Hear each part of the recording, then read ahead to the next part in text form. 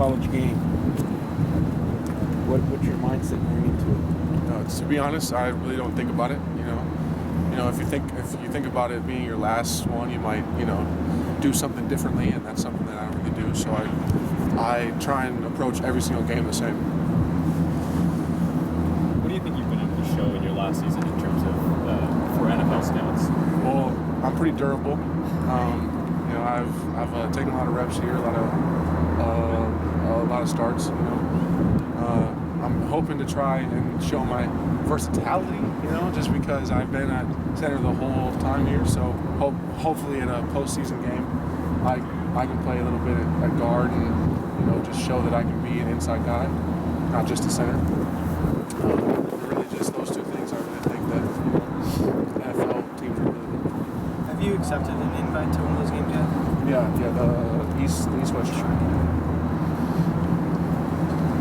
Back on your UCLA career the last 4 years, is there anything you're particularly proud of or something you hope to be kind of remembered by?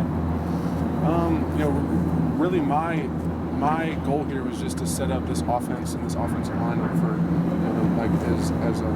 just as much success as they can be, and really, I hope to leave here with at least one predecessor, if not two, that can kind of take my role and really just show the other guys really what I was doing. Who do you see taking on that role? Well, it depends on who stays. It could really be anyone. So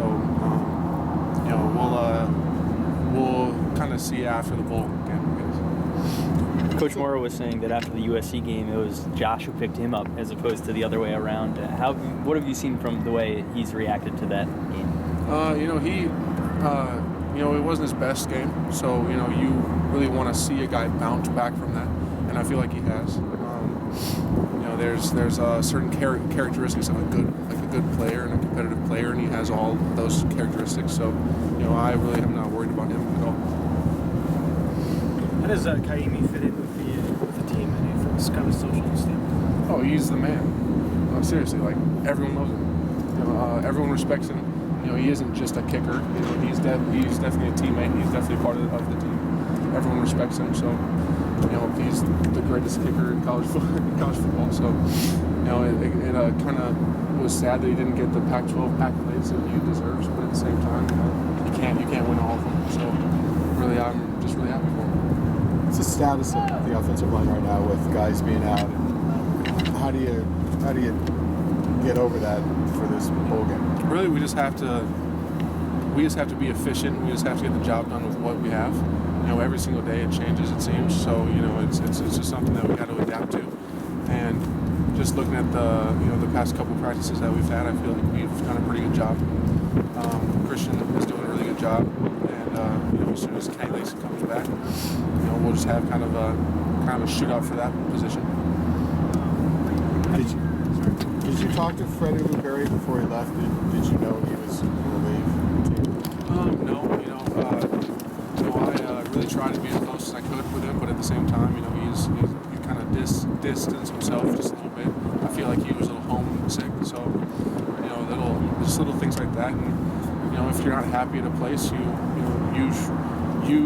should leave within the first year, or else you're kind of trapped in that area. So. If he's happy at Hawaii, then I wish him all the best. You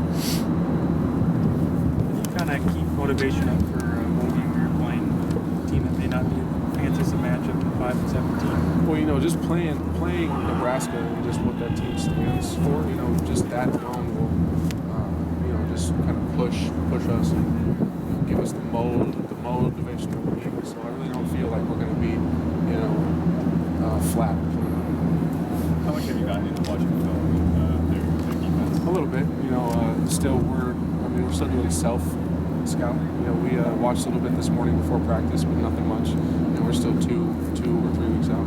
So, it's just, they're just a good team.